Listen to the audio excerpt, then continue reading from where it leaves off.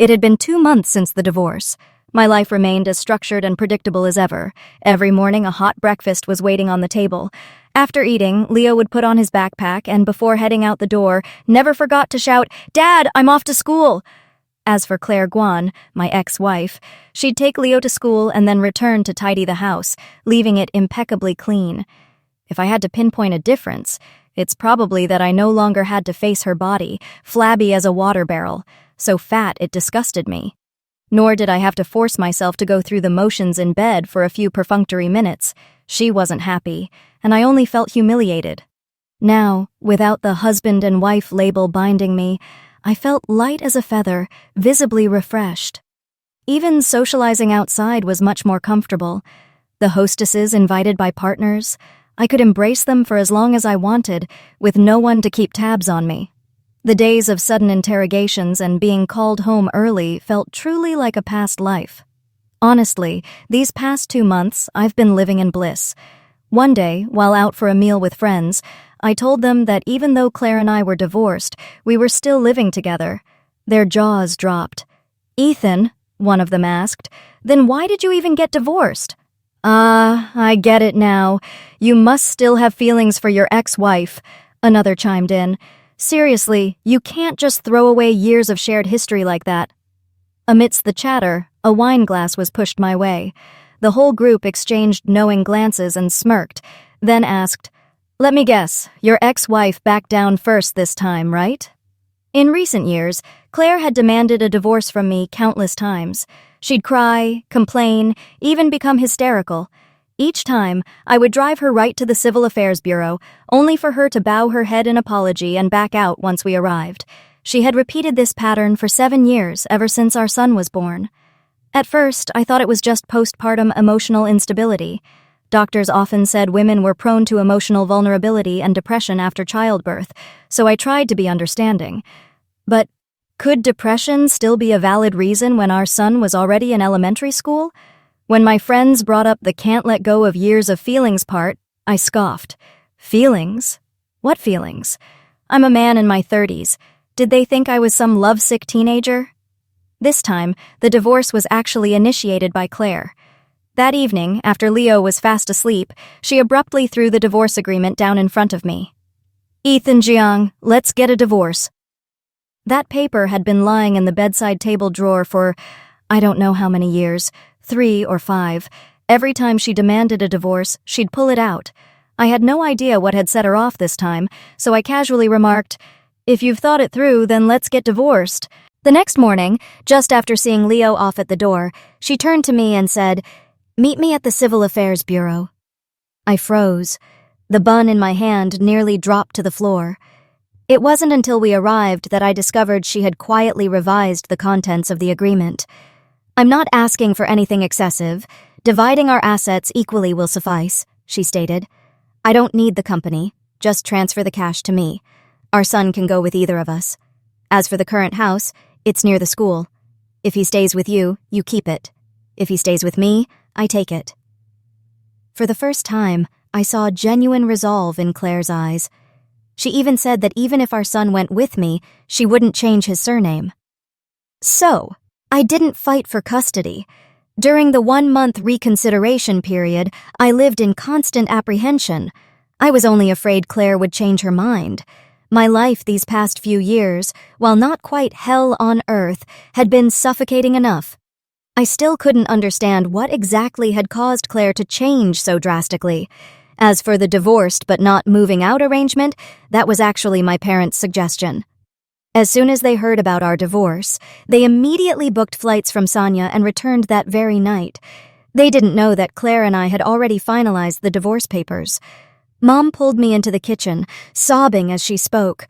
"I won't interfere with your divorce, but you absolutely cannot hand Leo over to that woman. No matter what you say today, I won't let Claire take Leo anywhere." When I pulled out the divorce papers, Mom became even more distraught. That evening, I had to go sleep at my parents' house. Claire quietly tidied up the long, empty guest room and told me to stay there for the night. In the following days, my parents took turns having heart-to-heart talks with both Claire and me. persuading us to maintain the divorced on paper, living together in reality model. My mother sweet-talked me. "Just think of it as having a free housekeeper. What's wrong with that? This big house won't clean itself, will it?" I suppose she had a point. Besides, I didn't like having strangers living in my house.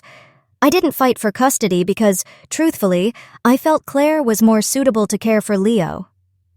From his birth until he started school, she almost single-handedly managed everything. My only job was to earn and provide money. Last year, when Leo graduated from kindergarten, Claire invited me to attend the graduation ceremony with her.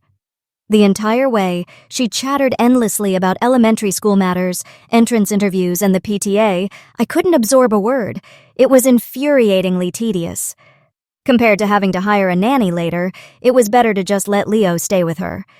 My mother said she could take care of him too, but when I asked her what the PTA was, she stammered for a bit and then gave up.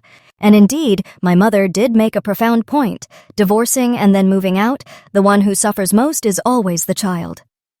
As for why Claire agreed to this arrangement, truthfully, I still couldn't understand. Just as I couldn't understand why she had become increasingly unbearable to me. It wasn't until a friend blurted out, "Maybe she regrets it now, but since the divorce papers are already signed, she has no choice but to swallow her pride?" Then Claire suddenly demanded money from me. It deeply unnerved me. As she returned after dropping Leo off at school, I was getting ready to leave. She stopped me, saying she had something to discuss. Since the divorce, Claire and I barely spoke a word to each other. Aside from a few polite exchanges for Leo's sake, it was exactly as my mother described, a landlord and his housekeeper. She cooked meals, did laundry. I lay watching TV and scrolling on my phone. So, when she said she had something serious to discuss, I felt a flicker of confusion. I didn't expect Claire to pull out some records and tally up the costs with me. She said, "The market rate for a full-time live-in nanny is about 10,000 yuan per month. Even for hourly help, it's at least 8,000 yuan. Then she looked at me, her voice calm yet resolute. "The house we're living in, according to our divorce agreement, has been transferred to me and is now in my name. So from now on, if you live here, you'll have to pay rent. And if you eat my food, you'll have to pay for it too." Honestly, if she had simply asked for money outright, thinking of Leo, I wouldn't have begrudged her a few tens of thousands of yuan. But to sit down and meticulously calculate every single item like that made me feel as if I had just swallowed a fly, utterly disgusted. I didn't argue with her further.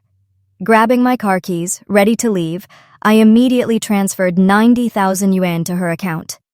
And I deliberately wrote in the memo, salary, rent, food expenses. For several consecutive days after that, I stayed out and didn't come home.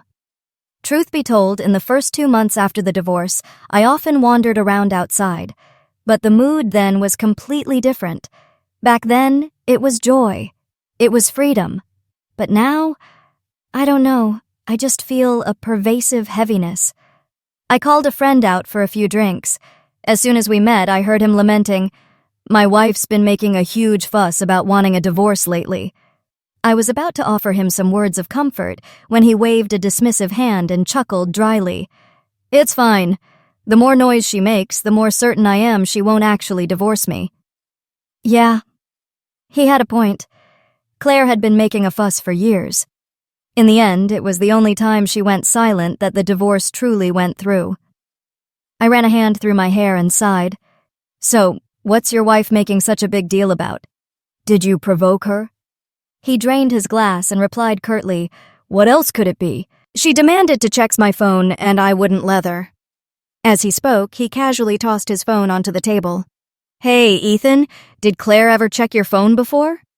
I froze. Strange. My mind suddenly went blank, unable to recall if such a scene had ever occurred. "No, I don't think so," I stammered, growing more hesitant with each word. It wasn't because I suspected Claire had secretly checked my phone, but because my friend's words, "I don't get what there is to check, I'm not cheating," suddenly sent a chill down my spine.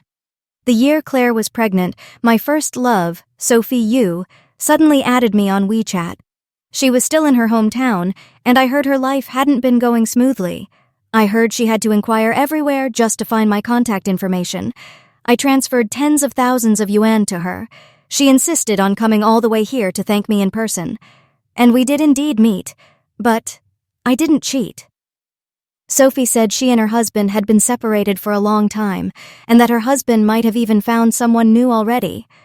I advised her not to overthink it, but the more I advised her, the more emotional she became, until she finally collapsed into my arms, sobbing uncontrollably. At that moment, she seemed to lose herself, and I truly couldn't push her away.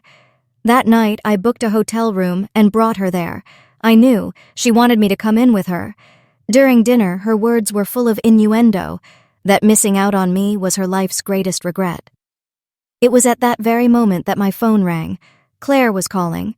The ringing was like a bucket of ice water dumped directly onto my head. I instantly sobered up. She had a husband. I had a wife. I wasn't that kind of man. Afterward, I still occasionally messaged her. She said she wanted to stay in this city. After all, there were more opportunities here than in her impoverished small hometown. I helped her find a job. Then she began using thank you as an excuse to invite me to dinner again and again. The time we slept together, she looked at me and said nonchalantly, "If your wife knew you had someone else on the outside, she still wouldn't leave you." But I guaranteed myself that Claire would never know. The call from Claire had come right after I met Sophie. Aside from that one time, our relationship these past few years had almost entirely been confined to emotions, never crossing the line. I had once refused her offer to be her secret lover, I admitted. Sophie was indeed the white moonlight of my youth, whom I could never truly reach. Back then, we were still very young. We broke up because her parents looked down on me for having no degree and no future. At that time, none of us could have imagined where life would lead us. I had never told Sophie that on the day she got married, I quietly went there and watched from afar. So now, I even less wanted her to be labeled a homewrecker and ruin someone else's life. As long as things remained as they were, occasionally meeting, with a lingering tenderness in our hearts, that was enough. Sophie paused briefly when she saw the caller ID on the screen. "Aren't you going to answer? Your wife's calling. Maybe it's urgent." Yes, it was Claire. I still hadn't told Sophie that I was divorced. I didn't want my decision to affect her marriage. Of course, I had also never truly considered marrying Sophie. I lightly shook my head. "It's fine. Let's eat first." Sophie smiled, happily assented with a soft, "Okay," then untied her apron, hung it over the back of a chair, and served me rice and soup. The dishes she cooked were all my longtime favorites. Watching her busy figure in the small kitchen, the feeling of regret that had lingered in my heart for so many years suddenly felt soothed. When I returned home, 2 worn cloth slippers appeared on the shoe rack by the door. Before I even opened the door, I heard Claire's parents loudly berating her. I frowned. Stepping to the side, I stood on the stairs and lit a cigarette. In over a decade of marriage, Claire's parents had rarely visited. Each time they came, it was because of an argument. Claire was the middle child. She had an older sister and a younger brother. Since childhood, she had always been the one neglected, always getting the short end of the stick. A situation reflected in the saying, 9 people at the table, but her rice was always undercooked. Her parents hadn't thought much of me to begin with. It was just that Claire wasn't pampered, while my parents highly valued a hardworking and resilient daughter-in-law.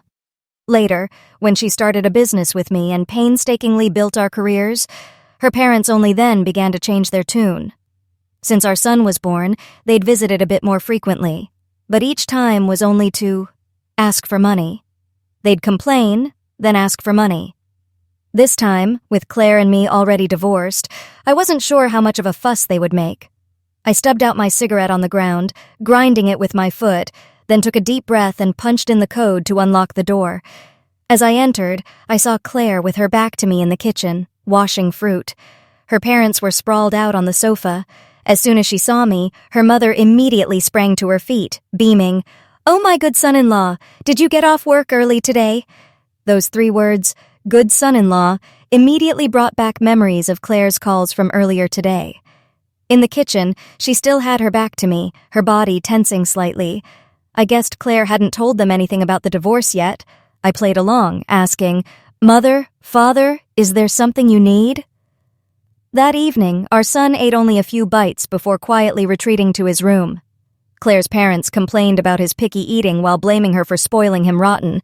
The entire meal left a bitter taste in my mouth. I could barely swallow. Claire, meanwhile, kept her head bowed, her face buried in her rice bowl, not taking a single bite of food from beginning to end. I couldn't help but let out a cynical laugh. How ridiculous. Just a few days ago, she was standing there haggling over every penny with me, her tone as sharp as a knife, but now, sitting at the dinner table, she was as meek as a submissive cat.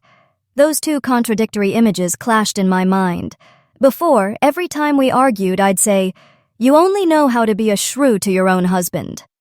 Now that we're divorced, it seems that trait is still only reserved for me. I put down my chopsticks and looked directly at Claire's parents. "Mother, Father, if there's something you need, just say it directly. Why take your frustrations out on Claire and Leo?" Claire flinched, then looked up. Her eyes were filled with rejection. It was clear she didn't want them to speak, but her parents paid no mind. Without the slightest hesitation, they launched into a long-winded explanation of why they were here. Her younger brother, my brother-in-law, had gotten into a fight back in their hometown. The other party was sticking to them like glue, demanding 500,000 yuan in compensation, or they'd sue him into jail. Claire subtly kicked my foot under the table. It was the first time she had touched me since our divorce. I knew what she meant.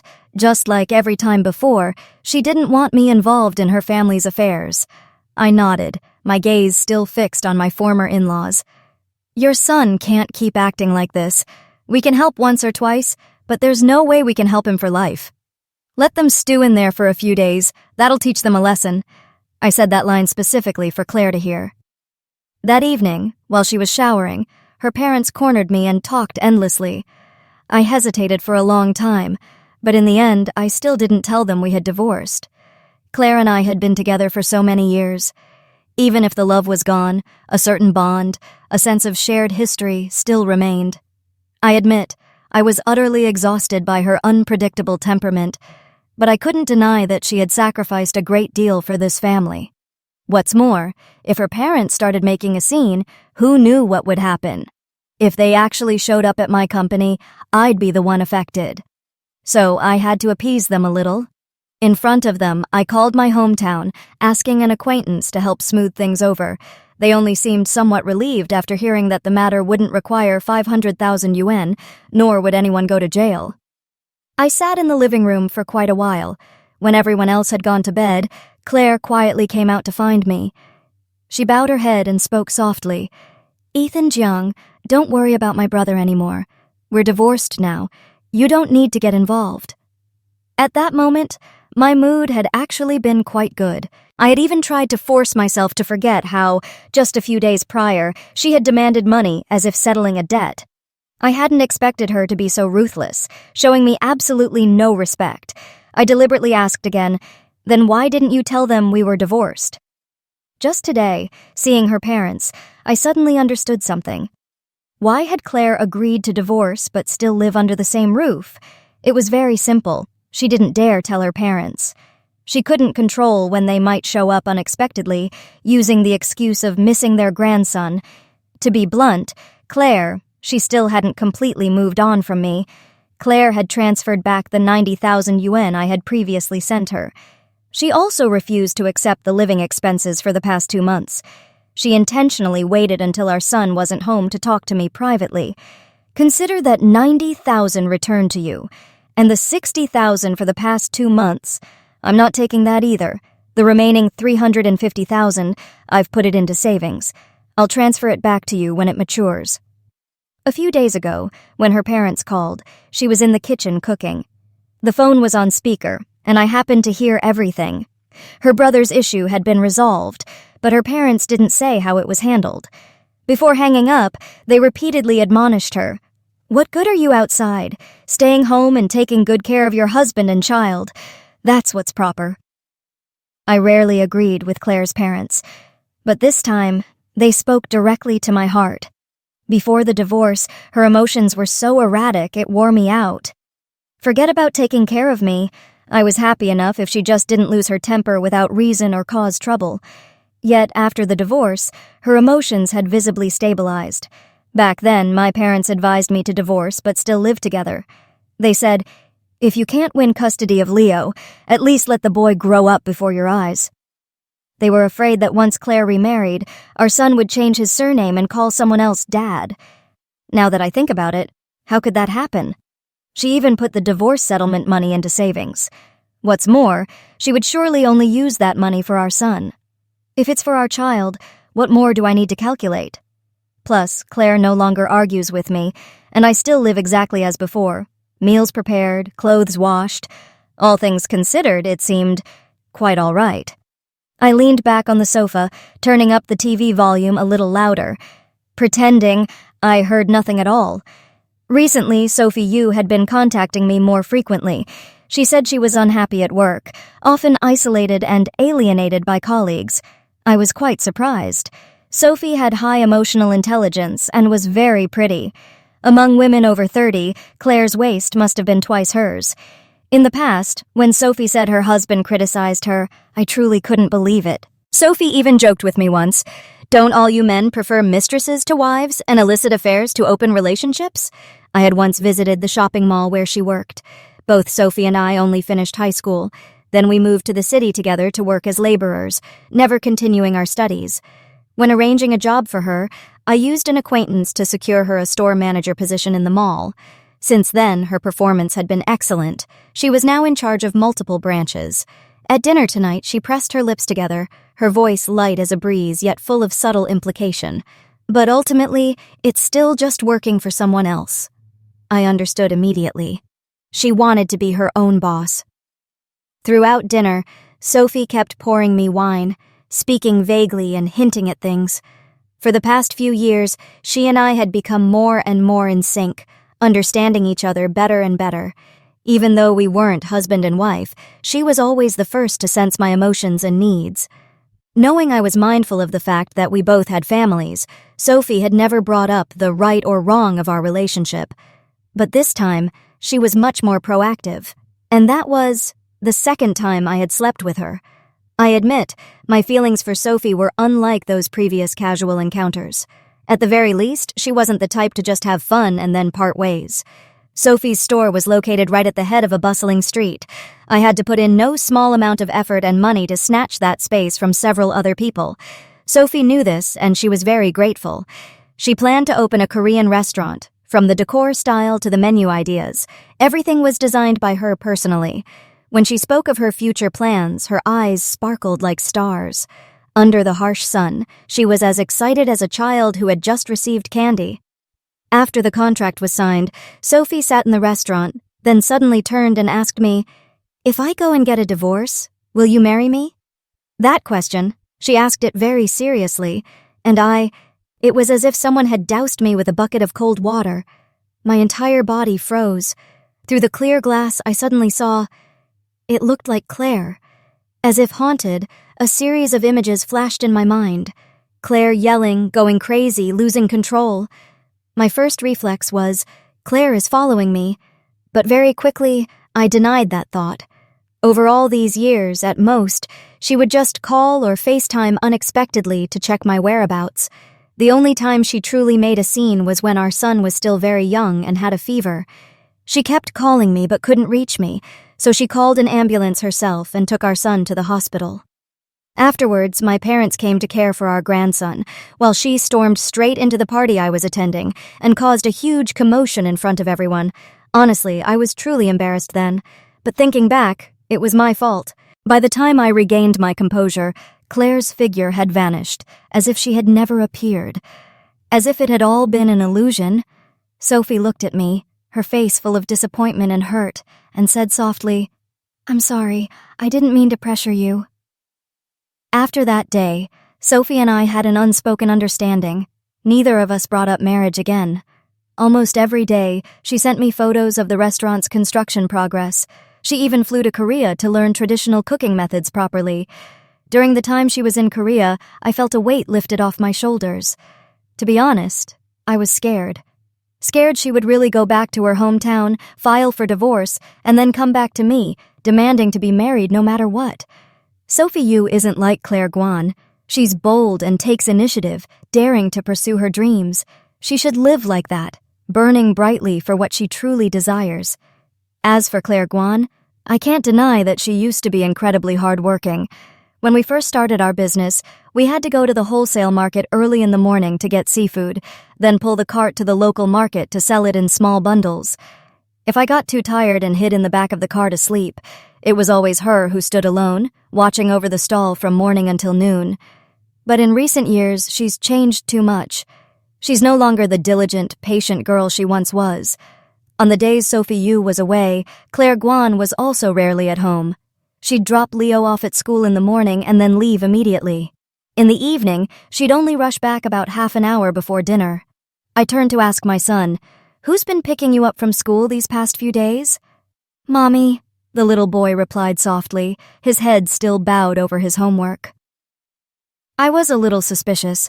He probably hadn't heard my question clearly, or Claire Guan had already coached him on how to answer. After dinner, Claire Guan went into the kitchen to wash dishes and clean up. I followed her in, asking, "What have you been so busy with lately?" As soon as I got close, the smell of grease clinging to her instantly assailed my nostrils.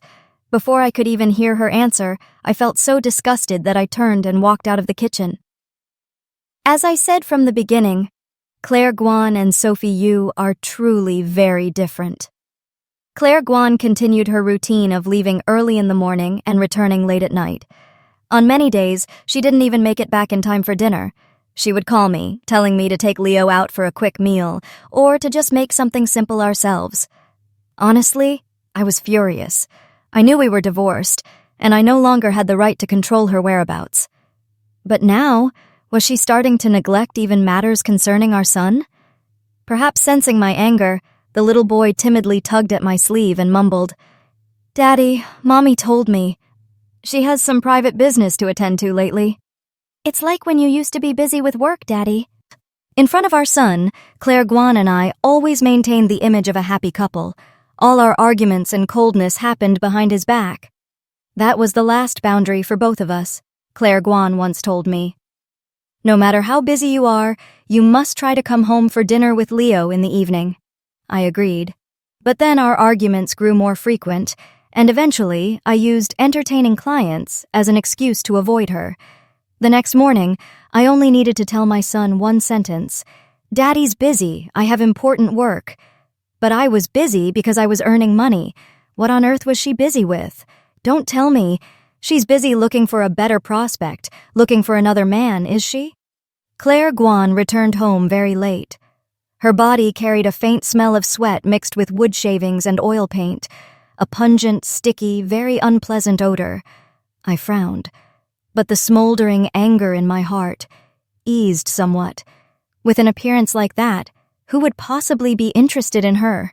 Seeing me, she froze slightly, then spoke proactively. "You're still awake?" Suddenly, I felt as if I was the one caught red-handed. Awkwardly, I picked up the TV remote. "Can't sleep. Just thought I'd put something on to help me drift off." I randomly turned on a channel. The TV's sound filled the air, but I heard nothing. Thinking back, I realized I was truly ridiculous myself. Ridiculous for ever thinking that Claire Guan, looking like that, could find another man. Ridiculous for feeling flustered and remorseful just because of a slight suspicion that she had someone new. The next morning, I deliberately observed Claire Guan's attire more closely. She seemed to have lost a little weight, but her clothes were still rustic, old-fashioned, and matronly, just as before. I had originally intended to drive and follow her to see what she had been busy with these past few days. But just then, Sophie Yu called. "Ethan, my shop is opening at 10 a.m. today. Don't forget to come and support me." I hit the brakes, stopping the car at the intersection. Only then did I suddenly remember this matter. When I turned to look back, Claire Guan's car had already turned onto a different road. Thinking of her tired, oil-stained appearance from yesterday, I became even more certain I was worrying for nothing. So I turned my car around and drove straight to Sophie Yu's new shop. The new shop, freshly opened, had a bustling atmosphere. By noon, it was almost full. Many friends Sophie Yu had made during her time working at the mall also came to congratulate her. Someone asked about the relationship between her and me. I simply remained silent, picking up my glass of water and taking sips, saying nothing. It wasn't until Sophie Yu smiled and replied, "Consider him the shop's largest shareholder." Only then did I feel some relief. Only a few close friends knew about my divorce from Claire Guan. Even my assistant didn't know. Similarly, I didn't want anyone to know about my relationship with Sophie Yu. What's more, she was still a married woman. Regardless of who crossed the line first, at the very least, we had to maintain a proper distance in front of outsiders. This afternoon, I still had a meeting to attend.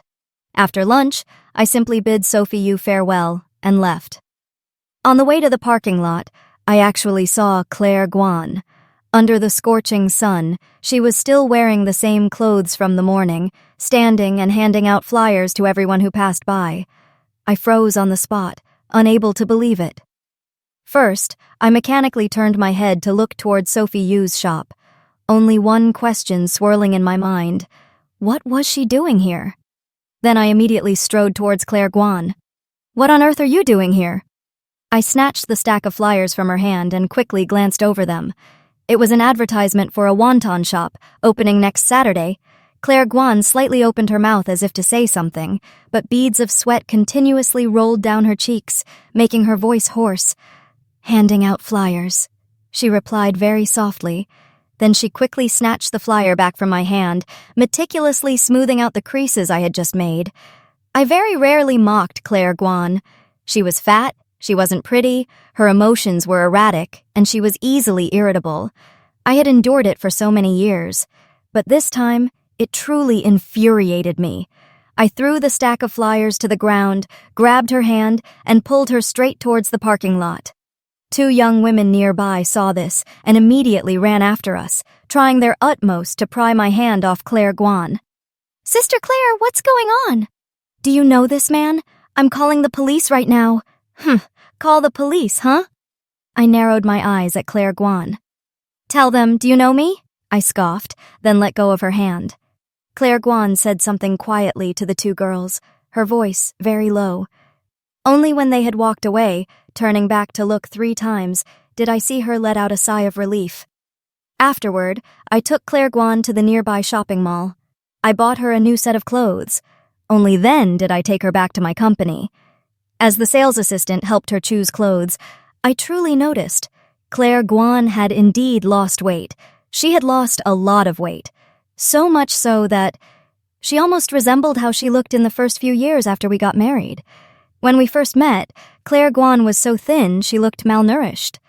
Later, when our business became more prosperous, it took me quite a while to fatten her up. Now, Claire Guan had changed her clothes. Her face expressionless, she stood before me and asked curtly, "Is there anything else?" I was stunned for a few seconds. This outfit suited her very well. A few days prior, Sophie Yu had also tried a similar style. It didn't suit her, wasn't striking, wasn't captivating. Bringing Claire Guan to the company today was a rather sudden decision. But thinking about it, it was also reasonable and logical. This afternoon's meeting was very important. The company had just finished negotiating a major deal. Only the final closing was left. Mr. Yang, our business partner, was a man who held great store by integrity and family. In a previous conversation, he had mentioned Claire, having heard from somewhere, though I didn't know where, about us starting a business together, our marriage strong and harmonious, a true partnership. He and his wife were much the same. They had weathered countless storms together through all the ups and downs of life. Claire was present and greeted Mr. Yang. On the way to the company, I had made sure to explain the critical nature of the meeting to her. "Even though we're divorced, we still have a child after all," I'd said. "I'm earning money now, and it's all for our child." I said that quite matter-of-factly, with no need to lower my head. Claire seemed to take it in. The meeting proceeded smoothly, and both parties successfully signed the contract in the end. That evening, I instructed my assistant to pick up Leo and bring him to the restaurant for dinner with us. Mr. Yang's wife also joined us. The meal was warm and convivial. Looking at Leo, Mr. and Mrs., Yang couldn't help but be deeply moved. "Back then, we were so busy. I made my wife work without rest even after her miscarriage. We still had to push ourselves to earn a living. Now her health is frail, and she can no longer have children. They had no biological children of their own, but had adopted several abandoned children. Claire occasionally chatted with Mrs. Yang, mainly about parenting. Just as I'd always said, no matter how difficult Claire's emotions could be, they were only ever difficult with me. But when it came to our son, she was the perfect fit. That evening, as soon as we got home, Leo unexpectedly announced he had something to tell us. The little guy, as serious as a miniature elder, pulled both Claire and me down onto the sofa. "Mom, Dad, I'm all grown up now," he began. "So, I want to have a serious talk with you both." Hearing the word talk, I couldn't help but let out a soft chuckle. But he kept his head bowed, nervously picking at his nails, remaining silent for quite a while before finally gathering all his courage to speak. "Mom, Dad, I know, you're divorced." I froze, completely unable to react. Claire, however, remained perfectly calm. He continued, "Actually, many of my classmates' parents also live separately. You don't have to hide it from me. I know that everyone is an independent individual, and everyone has the right to pursue their own happiness. No one can take that right away, not even me." The more I listened, the tighter my brows furrowed. To be honest, I didn't believe a 7-year-old could come up with those words on his own. I turned to Claire, my voice sharp with accusation. "You taught him to say that, didn't you?" Claire shook her head, but silent tears had already begun to fall, one by one. Leo rushed forward to hug his mother. "Mommy, don't cry." He had always been closer to Claire than to me. He spread his arms wide, standing protectively in front of his mother, and declared firmly, "Dad, Mom didn't teach me. I asked my teacher myself today." I could accept us being divorced but still living under the same roof. I could also accept us divorcing and each going our separate ways. But now, I suddenly realized I couldn't accept this kind of divorce, especially after Leo had proactively ripped through the facade we'd maintained for months. I asked him, "So, do you want to live with me or with your mom?" I had never considered my son to be exceptionally intelligent, but he looked at me with great seriousness and replied, "Dad, if Grandma and Grandpa miss me, I'll go stay with them for a while. I don't want you and Mom to feel awkward because of me." I disagreed with his line of reasoning. I told him, "Your job is to study hard and grow up happy. Mom and Dad will always be by your side, walking with you every step of the way." Hearing this, he turned to Claire. She smiled, gently stroking his head. "Mommy knows. Time for bed, sweetie." After Leo went into his room, Claire proactively told me that we should truly separate. "Legally speaking, we're already divorced. I'll explain things to my parents myself, and you should be direct with your parents too. As for Leo, we should respect his wishes."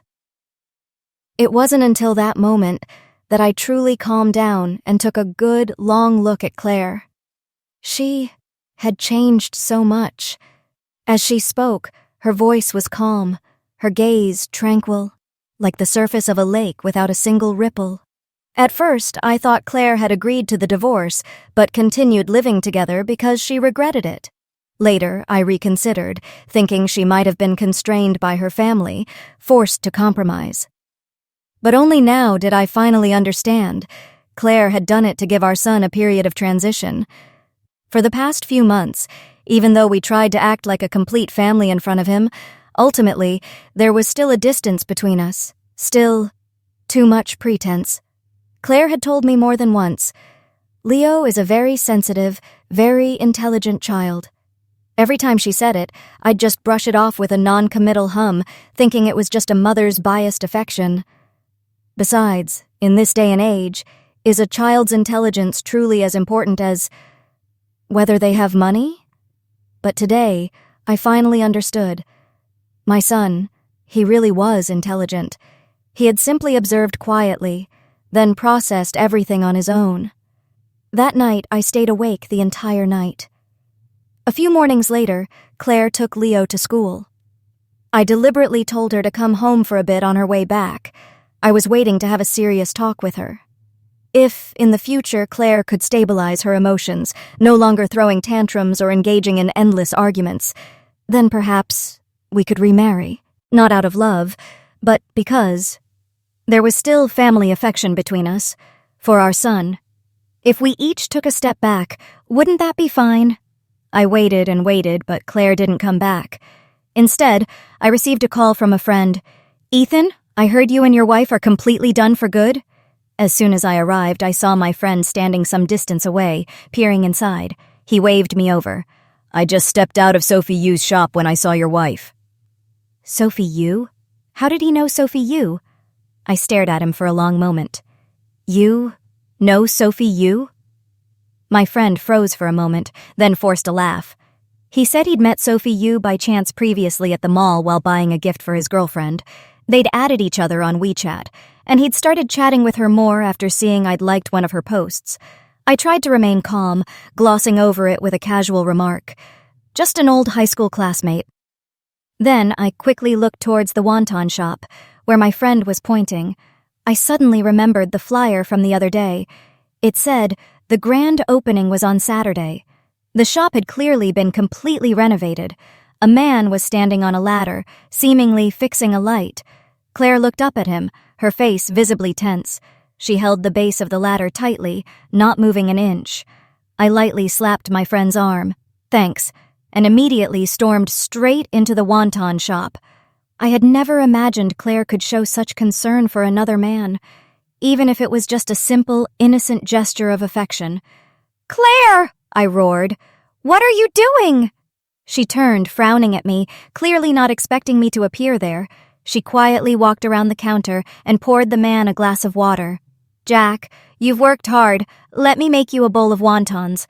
Probably seeing me, the man proactively decided to leave. "It's fine. No need to trouble yourself. Just give me a call if you need anything else. Director Guan, please carry on with your work." "Director Guan?" My brows furrowed. "Director Guan? What does that mean? Is this shop yours?" I couldn't help but ask directly. I had always assumed Claire was either helping out here, or at most, working as an employee, but I never would have guessed. This place belonged to her. Claire nodded gently. She glanced at her watch. "Then I'll make you a bowl of wontons." As soon as she finished speaking, she turned and walked into the kitchen. I stood by the counter, feeling a mix of shame and awkwardness, unsure whether to stay or leave. So I settled into a table by the window. The shop wasn't very big. Compared to Sophie's shop, it was far inferior in size, location, and decor, but it was very clean and tidy. As Claire brought the bowl of wontons and placed it before me, I had already quietly surveyed the entire shop, inside and out. "Have you been busy with this lately?" I asked. Claire sat opposite me, simply giving a soft, The wontons were truly delicious, only a bit too hot. I put down my spoon, saying half jokingly, half seriously, "I waited for you at home all morning. Don't you want to know why I came looking for you?" I deliberately beat around the bush. I didn't want to rush into proposing remarriage. I wanted to give us both some breathing room, a moment to rekindle hope. But I didn't expect it. Claire gently shook her head. She didn't ask, "What is it?" Nor did she feign interest. She simply looked at me directly, her gaze terrifyingly calm. "Ethan Zhang, what's between us? It's already over." Claire and I first met at a small wonton shop in her hometown. It was arranged by a matchmaker. My parents had gone to great lengths, inquiring throughout the villages, and then decisively declared, "Claire is a good girl, very worthy of marriage." At that time, I had just broken up with Sophie exactly 1 year prior. She married someone else very quickly after the breakup, while I had been in a slump for a long time. My parents were worried and kept pressing me, saying I absolutely had to get married before I could even think about building a career. So I reluctantly went on the blind date. That day, Claire and I each ordered a bowl of wontons. She said she didn't like wontons, but because she heard I did, she chose this shop.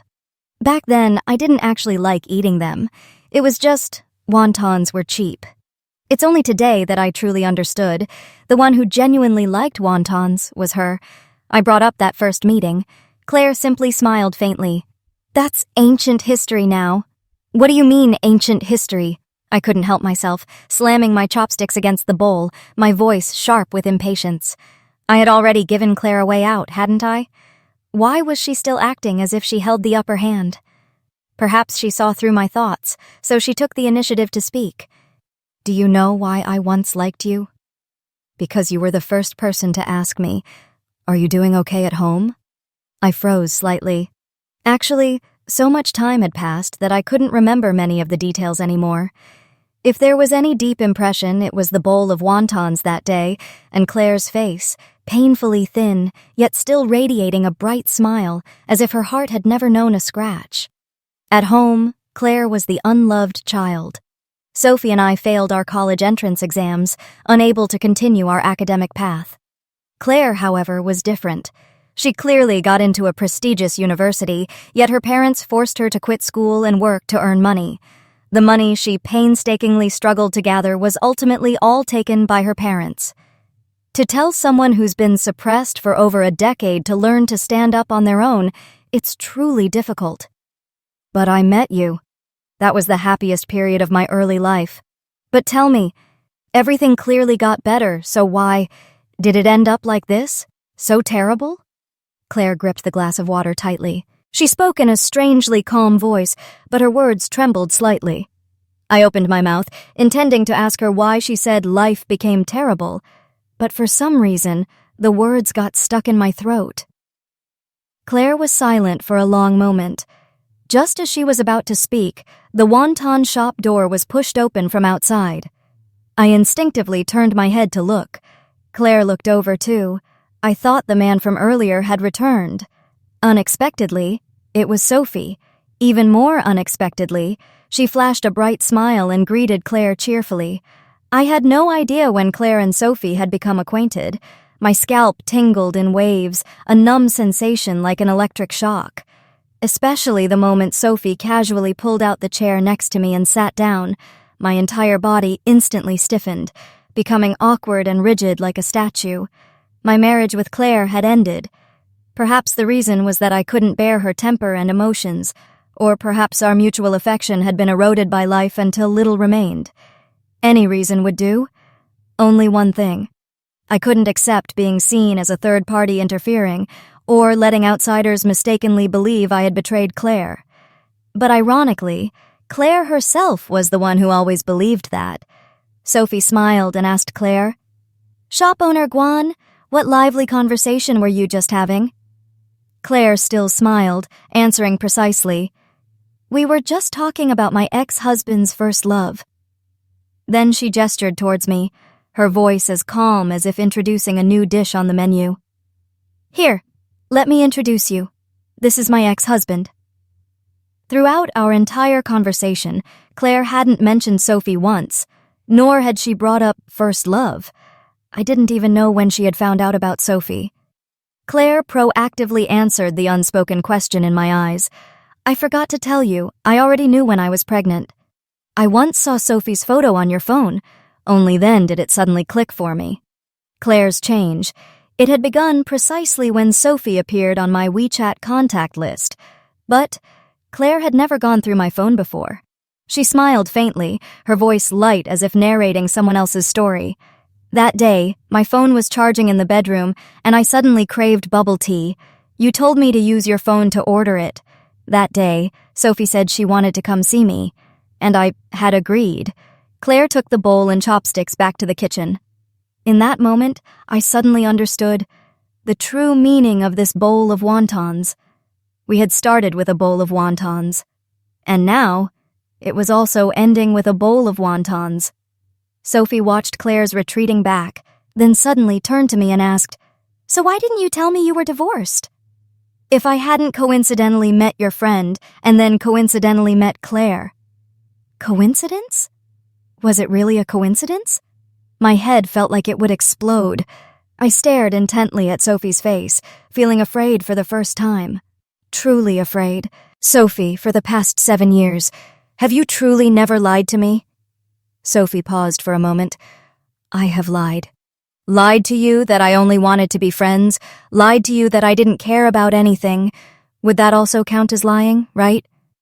As Sophie said she loved me, That's precisely when Claire walked out of the kitchen. Her gaze at me was so empty it was suffocating. It was only now that I understood. All these years, every time she got angry, every time she screamed, at the bottom of her eyes were resentment and disappointment. And I kept thinking she was just making trouble for no reason. I was truly the foolish one for 7 years. I looked up at her, forcing my voice to be calm. Xiao-kun, if I told you now that I never intended to betray this marriage, would you believe me? If I truly wanted a divorce, I wouldn't have come to find you to talk today, right? Claire didn't believe him. She didn't believe my despair was due to her volatile emotions, even if she claimed 7 years of suffering. But hadn't she, bit by bit, unloaded every ounce of that pain onto me? With every argument, every tearful outburst, I was just as weary, just as miserable as she was. And Sophie Yu was also mistaken. I didn't love her. The feelings I had for Sophie were merely a whisper of youthful regret. Nothing more. If you don't love me, why are you suffering? If you love Claire Guan, why do you feel weary of her? Sophie let out a cold, mocking laugh, each word a barb piercing my chest. Just then, Claire Guan stood at the doorway, pushed it open, and said in a level voice, "If you two want to talk, please take it outside." I glanced at her. Unwilling to prolong the entanglement with Sophie in front of Claire, I hastily left the shop. Sophie quickly followed. In the following days, I didn't seek out Claire, nor did I go home. Her wonton shop had just opened and business was booming. I didn't want to distract her at this time, nor did I want her to see me after a hard day and become even more distressed. Right. Claire must have been upset. I never imagined that she had known everything all along. She should have cried. She should have been angry. She should have made a scene. This was my fault. So I decided to make amends with her. After all, we were both over 30 and we had a child. I believed Claire would understand me and forgive me. I spent several days pondering how to mend the marriage between Claire and me. I even considered having her parents move in with us, but Claire truly didn't want to see them again. I then wondered if I could use our son as my spokesperson. However, when I voiced that idea, he immediately showed his disapproval. He told me everyone should have their own life. He was right. I didn't argue. I just changed tack, saying softly, "But even if Mom and Dad are together, we can still have our own lives, son." His face crumpled, as if he were bracing himself against something difficult to say. He waved his hand, his voice quiet but resolute. "But for the past few years, Mom hasn't been happy at all." "Dad, our teacher taught us not to be selfish." Having said that, he darted behind me. No matter how busy Claire's wonton shop was, she always came to school to pick him up. Seeing me at the gate, she simply gave a slight, formal nod, then took our son's hand, preparing to leave. I quickly grabbed her hand. "Can't you give me another chance?" Claire gently shook her head. She said that for the past 7 years, she had given me countless opportunities and had fought countless battles with herself. "It's no longer necessary," she said. No longer necessary? How could that be? Wasn't giving our son a complete home important? But then, my own son turned back, his voice quiet yet like a clap of thunder. "Mom's happiness is also very important, Dad." I don't know how Claire managed to convince her parents. I called them, but the moment I opened my mouth, I was verbally thrashed. I intended to go to the wonton shop to ask Claire directly. However, on the way to the shop, a tattooed man abruptly blocked my path. He seized me, giving me no time to react, and dragged me roughly into Sophie Yu's shop. When I was shoved inside, Sophie's face immediately blanched. "Husband?" The man practically roared. "You wretched woman! Now you remember I'm your husband? Damn it, you ran for 7 years and finally I've caught you!" I froze, terrified and panicked. As a company boss for many years, I had long lost my youthful vigor, but that guy was bulging with muscle, clearly a professional fighter. He glared at me, grinding his teeth. "Is this your lover? You dare sleep with my woman? Are you itching for a beating?"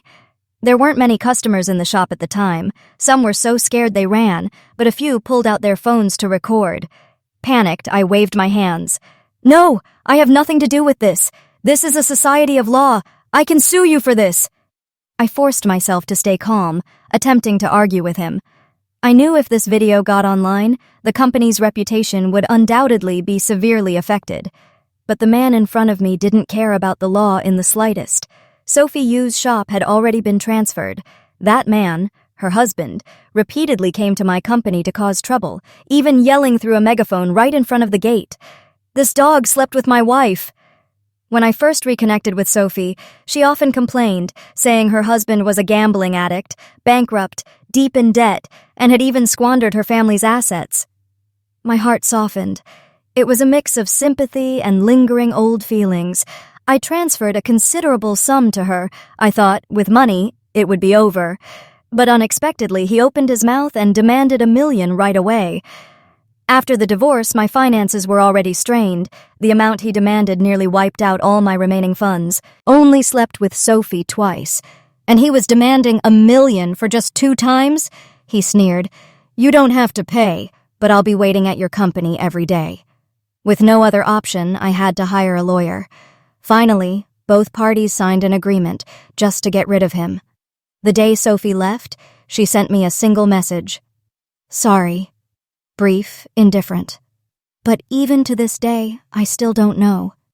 Was she truly coerced, or was it all a trap from the very beginning? 3 days after Sophie left, I was ambushed in the underground parking lot and given a thorough beating. At that time, the parking lot was under renovation, and the camera system hadn't been reconnected to power, so nothing was recorded.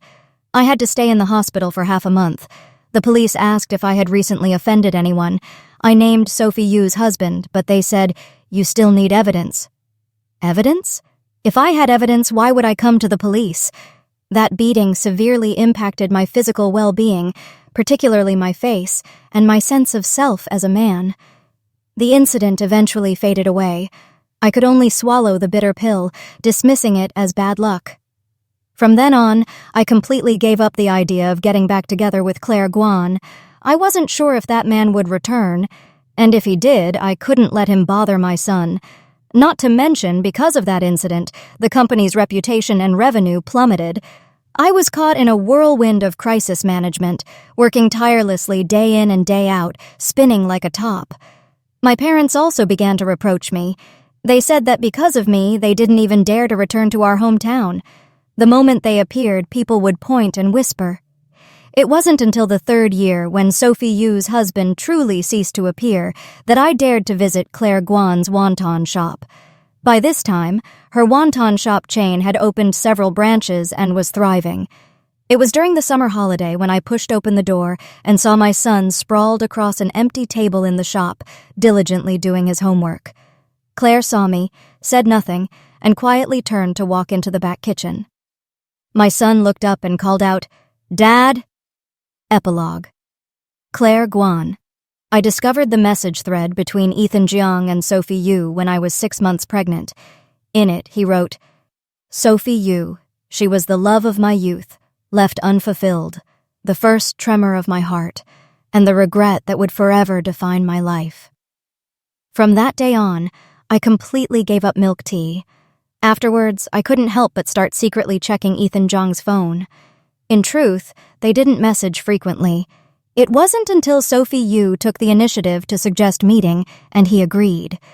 When I discovered what was happening between them, I panicked to the point where all I wanted was to find a way out. I thought about divorce. But the moment I brought it up, my parents unleashed their fury on me.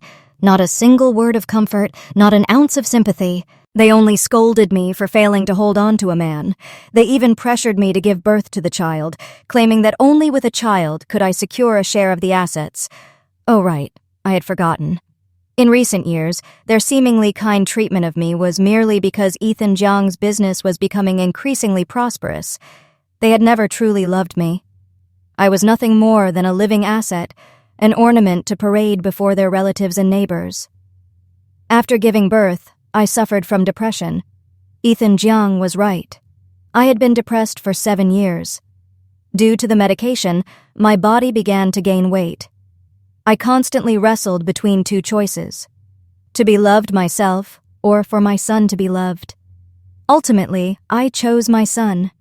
I strive to play the role of a good mother in Leo's eyes, but countless times, suppressed emotions would surge back and assault me, making my emotional state increasingly unstable.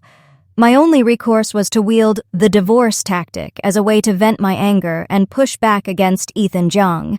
I figured if I threatened him a few times, he might finally come to his senses. The year Leo was preparing to start first grade, I decided to get a job to take my mind off things. One day, as I walked past a wonton shop, the rich aroma was so enticing I couldn't help but step inside. To my surprise, the owner was an elderly auntie. She made me a wonderfully fragrant bowl of wontons. After that day, I stopped by almost every day. As time passed, we gradually grew closer. She noticed my spirits were low, so she began teaching me how to season the filling and wrap the wontons. I don't know if I was overthinking it, but I couldn't shake the feeling that she treated me like her own daughter. She told me she had divorced very early in life. In her time, divorce was a monumental affair. It was like being targeted and condemned by society itself. So she left her hometown behind and came to this unfamiliar place to open a wonton shop. She told me, "You live for yourself, not to please others." The day I finally held my divorce decree, I felt a lightness in my heart I had never known. I took that paper and sought her out. She pulled me into a tight embrace. In that moment, I truly felt what it meant to be loved. End.